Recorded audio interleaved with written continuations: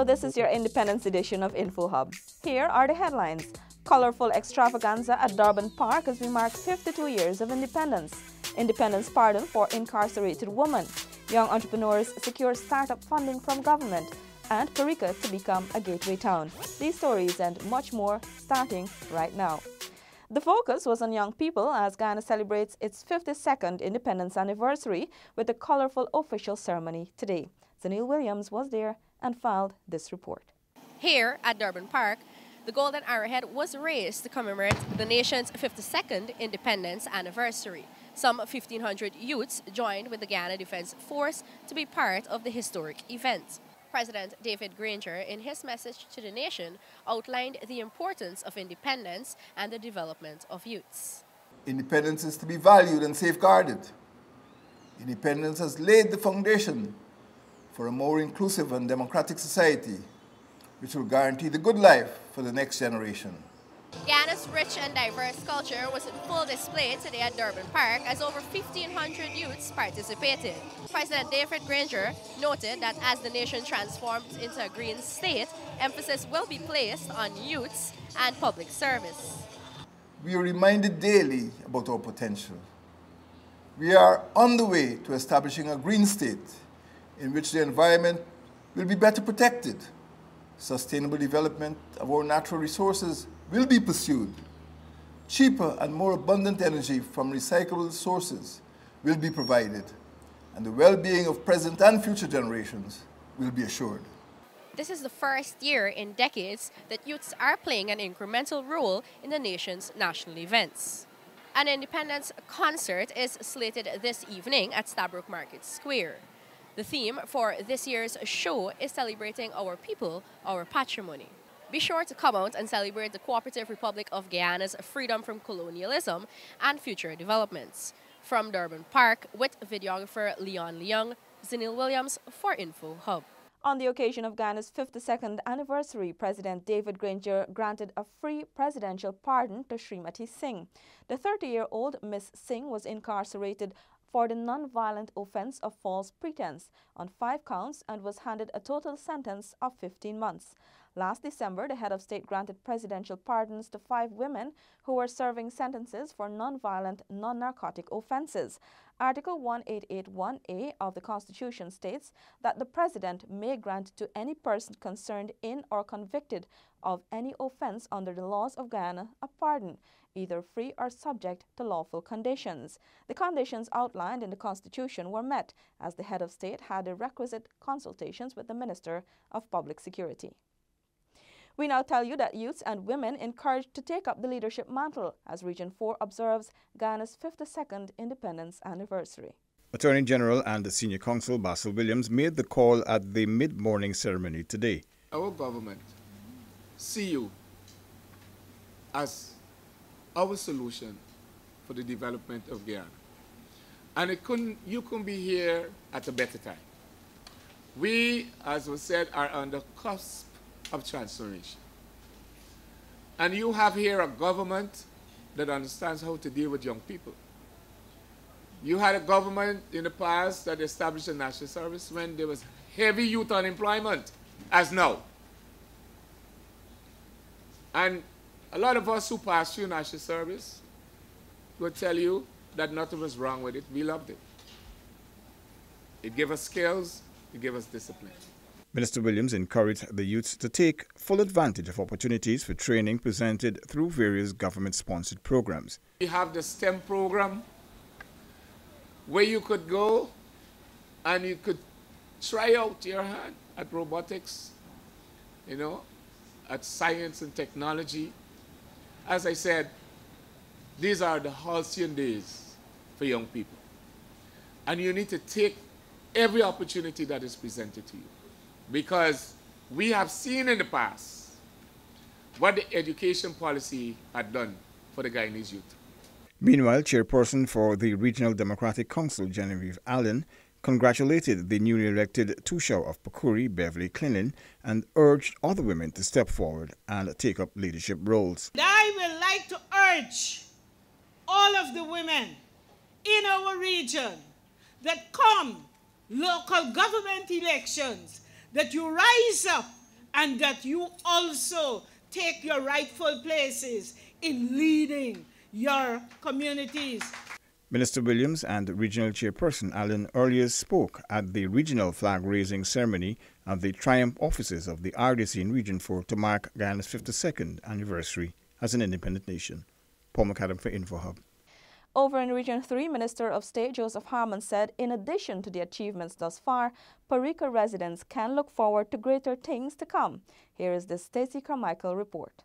I am proud to also recognize that only 2 days ago, our Minister of Public Infrastructure publicly stated that the Perica Ferry stelling was earmarked for massive development. The funds had already been acquired from a World Bank grant and that the work will start very shortly. The intention is to make this Perica stelling a modern facility so that the little holes and so on that you have to go through trying to get to the speedboats will be a thing of the past. Minister Harmon delivering remarks on Thursday at the Perica Mora Neighborhood Democratic Council flag-raising ceremony. The recent announcement of the construction of a road from Perica to Goshen, which will provide more access from farms to the markets, signals the government's commitment to development. According to the state minister, the Essequibo community is poised to become a gateway town. He pointed to the many achievements thus far to which the oil revenues will augment. The proceeds of oil will assist them in making their products even better and have access to international markets. So I want to encourage you to stay focused on what is necessary for the development of Guyana. This is a beautiful country. This is a wonderful country. And in fact, we didn't even need oil to show our beauty because we are doing it without that. We are going to make all of Perica Mora a model area for this country. Minister Harmon urged those gathered to remember the country's motto, one people, one nation, one destiny, and to continue to work together for the further upliftment of the region. The state minister reminded that patriotism and singleness of vision between Cheddi Jagan and Forbes Burnham for an independent Guyana outweighed any differences that existed between them at that time. Perica is a bustling community located on the east bank of the Essequibo River and is the gateway to the Essequibo Islands and coast, Bartica, and the wider Region 7. For InfoHub, Stacey Carmichael. Join us after this quick break for some important messages. Daddy!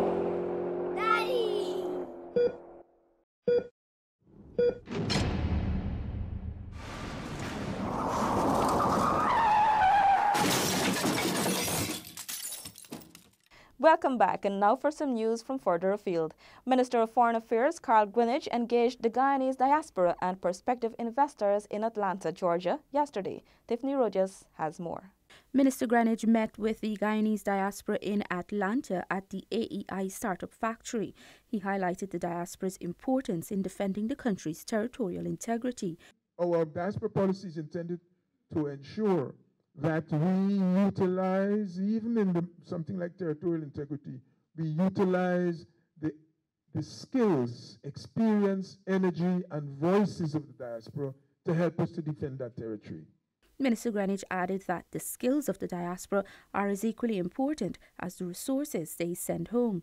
The minister also met with the NCR Corporation during his 2-day trip to the United States. The tech company pitched how its services can be utilized in Guyana's developmental agenda. It has certainly made an impact on me.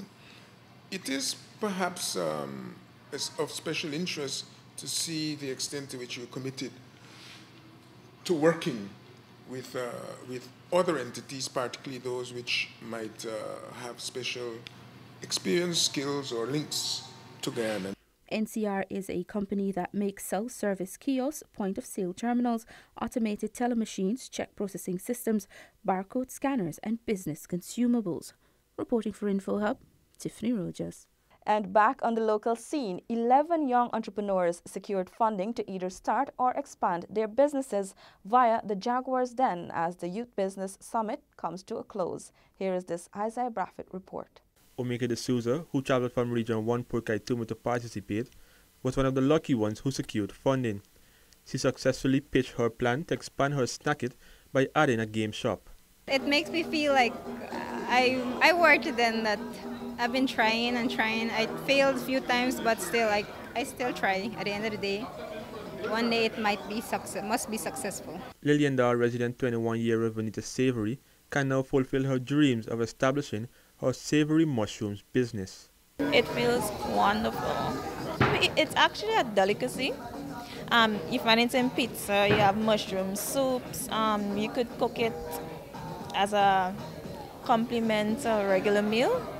Malcolm Wills, Rashley Ferguson, and Elton Newton are partners of Dynamic Enterprise, a medical supplies business. They are set to take Guyana by storm by producing prosthetic limbs via 3D printing at an affordable cost. We're very much grateful for the opportunity afforded to us today.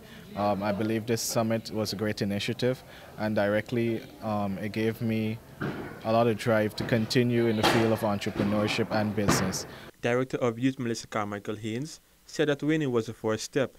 She explained that a further assessment will be done to determine how much funding each winner will receive. She also pointed out that the youth department will continue to provide platforms to empower young people. Isaiah Braffett for InfoHub. Speaking to the media today, Minister Ramjatan says political expediency will not guide the government in the application for justice. Alexis Rodney brings us the details. While the opposition continues to politicize the legal actions against them, Minister Ramjatan assured that the government is doing what is necessary to restore order. Addressing members of the media today, Minister Ramjatan said, if after 52 years the country cannot come to terms with the unauthorized activity of leading members, there will be no progress. Political expediency should never and will never guide us as a government, APANU or AFC, in the application, to guide the application of justice. Not because we see them, we have evidence and it's warranted, and so it will move on. Otherwise, members of this government may feel the need to practice and even advocate selling state properties at those prices and so on, and without the lawful procedures. And they can do so with impunity. According to Minister Ramjatan, the former administration contorted the law to accommodate illegalities. He said this is one of the reasons the government began the forensic audits. Insert. And so all the pieces are there that ensure the warranting and justification of these prosecutions. But they're going to play that we are politically motivated and so on. But if we as a country, after 52 years, cannot come to terms with unauthorized activities of leading members and all of that, we're not going to move forward. And that is why I think we must appreciate the fact. Earlier this month, former Finance Minister Dr. Ashni Singh and head of NISIL Winston Brassington were charged with 3 counts of misconduct in public office, contrary to the public law. They have been accused of acting recklessly when they sold 103.88 acres of state lands without first having procured a valuation of their property from a competent valuation officer. The second charge alleges that they sold 4,700 acres, also the property of the state, for the sum of $150 million, knowing that the said property was valued at $340 million. The final charge alleges that the former finance minister sold the Turkine state land for the sum of $185 million without first having procured a valuation of the said property from a competent officer. Alexis Rodney for InfoHub. Several females discovered during a police raid are currently under protective care and assisting with trafficking in persons investigations. Sanika Thorne has the details. 14 Venezuelan women, 1 Cuban and 1 from the Dominican Republic, were rescued from a house in David Street, Kitty, on Tuesday and are now in protective custody and benefiting from psychosocial support. TIP Unit Coordinator Tanisha Williams-Corbin. Those victims were all afforded the opportunity of being exposed to the various psychosocial support offered by the Ministry of Social Protection. To date, 8 of them remain in care. The protective services offered by the Ministry of Social Protection, and they continue to assist in investigation. The ministry is collaborating with the Department of Citizenship to ensure measures are in place to allow the females to extend their stay in Guyana to assist with the investigation. The Combating Trafficking Persons Act, Section 19, Subsection 1, mandates that victims who cooperate with the investigation or any other part of the whole crime of trafficking, they are to be extended the opportunity to extend their time in Guyana if they want to, voluntarily. So we are in the process of sending that document over to the Department of Citizenship. The raid, which was conducted following a police intelligence operation, also resulted in a security guard and 4 suspects being taken into custody for questioning. Seneca Thorne, InfoHub. And as we close today, let's tell you a happy independence from all of us on the InfoHub team. Have a safe and enjoyable Independence weekend. Goodbye.